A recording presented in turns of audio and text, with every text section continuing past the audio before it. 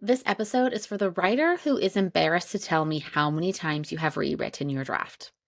You are committed and resilient to your work, but yet that's not resulting in a manuscript that you're proud of yet and one that you want others to read. The big reframe that we get to explore today is that rewriting is actually not the same as revising. So this is a big one. Let's get into it. You are listening to the Memoir Method podcast, the place for writers, readers, and anyone who appreciates the collective power of our stories. In this podcast, we explore the impact of memoir alongside an examination of writing techniques and strategies used in the genre. Whether you are a writer looking for inspiration and guidance or a passionate reader seeking meaningful connections through shared experiences, the Memoir Method podcast is your go-to conversation spot. I'm your host, Charlotte, editor, writer, and the heart behind Charlotte Writes. Let's get started. I always tell people that when I started this business, no one told me that I would have to learn an entirely new skill set of entrepreneurship just so that I could actually do what I want to do, which is edit. The same is actually true of your writing. Just because you like to write or are even talented at it does not naturally equate to knowing how to craft a full-length memoir. There's a different skill set that you get to learn as a writer who is aiming at publication. And it's my job as your editor and your writing coach to help you learn those skills and tap into that process and figure out what it's going to look like for you. So here's what happens. You start off strong with your writing with that first draft energy. Remember a few weeks ago, we talked about first draft energy. We're going to talk about it a little bit more today. So that first draft energy makes it so that you generate thousands and thousands of words. Remember, first draft energy is a real power horse. Like, it moves you fast. It gets a lot of words onto the page, and there's a lot of really great energy behind it. So please tap into that energy when you feel it, because it is a superpower. However, that superpower, that first draft energy, is going to start to wane after a little bit. And what happens is that then you start to look at your draft and you realize just how messy it is. And this is where your overwhelm starts to kick in. This is where you're going to feel that overwhelm creep in, maybe even before you're conscious of it, but now overwhelm is a major player in the process for you. So you see how messy it is. You start to feel that overwhelm and you go dive back in to rewrite because you know that that is what you're supposed to do. This is a process.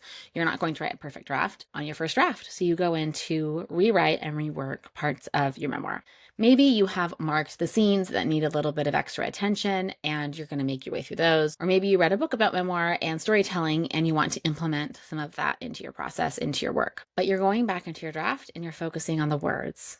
You want to improve the prose. You're refining the actual words on the page, maybe moving around some chapters or scenes. But when you go into this with a rewrite headspace, which is really focusing on the words, you're missing a crucial puzzle piece. You are elaborating on ideas that are already in the manuscript. Maybe you're condensing others, and you're honestly doing a lot of work. You are showing up for your memoir. You are committed. You are really consistent even. And in many aspects, you're doing this so well, but it stops being fun. And the fun that first draft energy carries, that's one of the reasons why first draft energy is so magical, is because the process is fun. And now that's gone. Writing starts to feel like a chore instead of like a playground. When you are focusing so deeply on the actual prose, figuring out how to phrase things, you're so in the weeds that it's not enjoyable anymore. This process is not one that you look forward to. You just show up because you think that you should. When you are stuck in this rewriting cycle, no draft will ever feel like it's what you want. That overwhelm is going to slowly morph into discouragement. And I will tell you, it is really, really hard, maybe impossible, to write something that feels like you, to write what you want to write when you feel discouraged. And what happens is it feels like the more you show up, the messier your memoir gets. Like, you think you're doing what you're supposed to be doing because you're showing up, you're rewriting, you're working in the manuscript, in the draft, but it just gets messier and messier. You don't feel like you're moving closer to where you want to be. And you know that the process, the drafting process, you're going to go through multiple drafts of your work. You're going to go through multiple rounds of rewrites and revisions. And so you're thinking, okay, I just need to keep the course. You stay the course and keep going because I'm going to turn a corner. But you never find that corner. You are spinning in the same patterns of overwhelm and discouragement. And each time you loop back around in there, it feels heavier and heavier and heavier. Maybe you even feel like you're being productive when you sit down to work on your draft, but you're stuck in this creative Groundhog's Day that's chipping away at your confidence and at your story. Your draft is not getting better. And I say this with a lot of love. Your draft is messy, and it might even be messier than you think. When a writer brings me their draft, it is messy. Like, I have rarely read a draft that a writer brings me that is put together, even though they've worked on it a lot. Your draft is messier than you think. I know this is the last thing that you want to hear. And you're probably thinking, but Charlotte, I'm carving out the time. I've been working on this for years. And you're saying that's even messier than I think. And you're maybe even saying that I shouldn't even be rewriting. Well, what the hell am I doing? Say yes. And let me explain why this rewrite cycle is actually working against you and is going to keep your memoir messy and unpublishable. We're going to enter this reframe that's going to give you back your creative power. When I see writers here, it is because they do not yet have a clear through line with their story. Or if they started out with one, they've lost it. They don't actually know the point of their story. And I always feel really mean when I phrase it this way, but it's true. Your memoir has to have a point. If not, then it's just going to be self-indulgent and uninteresting. And I've read manuscripts that lean that way. You have to have a point to your story, and it has to be a point that is not just why it's important to you. That first draft energy surged when you first had the idea to write because you have all of the material in your head ready to go and you just go for it. I'm so glad that you did. I love that you have all these thousands and thousands of words written because you cannot edit a blank page. I'm so glad that you have that. I'm glad that you just took what was on your heart and in your head and got it out. Now we get to make sense of the mess by finding the point. If you want to make the words make sense, make the story make sense to someone else, make them care about it, you have to actually pause on rewriting and zoom out. Stop fiddling around with the phrasing, with the paragraphs, even with where the chapters are. Name the message, find the point. Figure out, why is this important to my reader? And maybe you've asked yourself that question. Again, maybe you've kind of lost the point. Maybe you've lost the plot a little bit. Maybe this is the first time you've ever considered it. But you have to figure out why it's going to matter to someone who's not you or someone who doesn't know you. Every time you rewrite without knowing the thread or the through line of your story, you are just rearranging confusion instead of distilling clarity. This is why you've been rewriting for years, maybe. It's because you are just rearranging stuff that isn't clear, and you can't edit your way out of confusion. I've worked with writers who have rewritten the same scene a dozen times or more, like truly. And the problem with their work was never their effort. It was never their discipline. It wasn't even their talent. It was just that no one had helped them see what their story was actually about. Because ironically, your memoir isn't about you at all. Take that reframe, maybe write it down, because your memoir isn't about you. It's about your reader. So now you're wondering, well, now what? You've kind of just upended my whole process. So what do you want me to do now? I want you to shift into a revisions mindset. And revisions always begin with reflection. Again, we're shifting out of rewrites and into reflection, into revisions. Side note, I did actually not intend for all of those to be R words, but I will never reject some solid alliteration, so we're going to stick with it. So I want you to sit with your draft. I don't want you to get into the weeds. I just want you to sit with it, and I want you to pause, and I want you to reflect.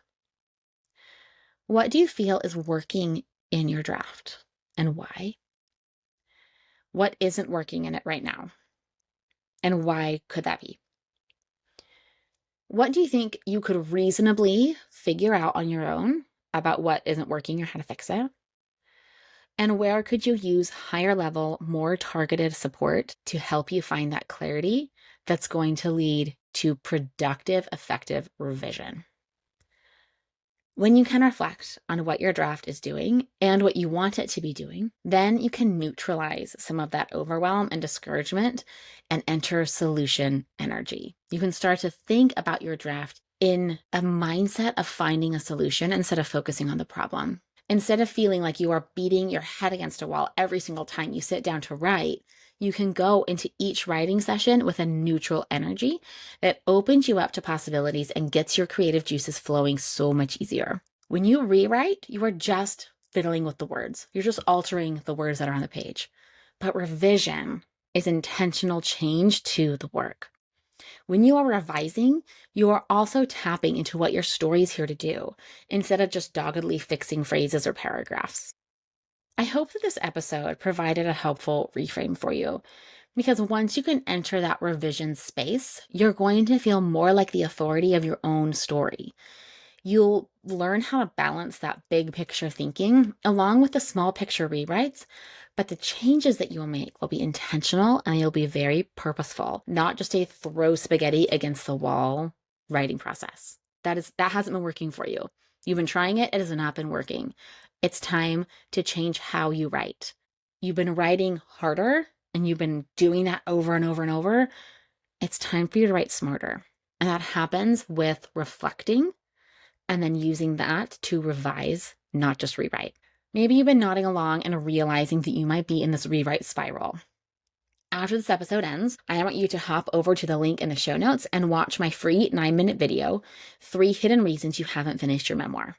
This is where I break down exactly why you keep looping and how you can break out of that rewrite cycle and finally make some real progress. Also, stay tuned in the next couple of weeks because I'm going to roll out a new experience for you that will jumpstart that dead creative battery and get you writing again. I want you to finish your memoir. I want you to feel amazing about it. I want you to have fun while you do it. That's what I'm really good at helping you do. And this is what I am here as an editing professional, as a publishing professional, to help you realize. I'm here to help you reframe how you think about your process, how you think about your story, how you think about yourself, and actually get you moving, actually get those creative juices flowing, actually get you moving along the publishing pipeline. I'm so glad that you're here. Thank you for joining me. Thank you for listening to some tough love that I had for you today. I come at this with some intensity because I care about you and because I know that this is the work that's going to change the game for you. I know I've seen it happen with all of my writers, and I want this for you too. Thank you so much for joining me. You can always find me through my email list. Again, the link to that is in the show notes and also on Instagram at Charlotte Jane Writes. You've got this. You've got this. We'll talk soon.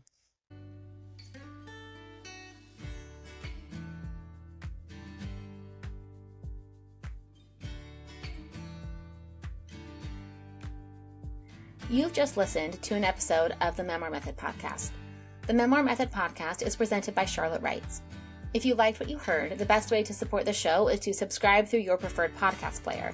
And if you're feeling especially inspired, I'd love it if you left a 5-star review on Apple Podcasts.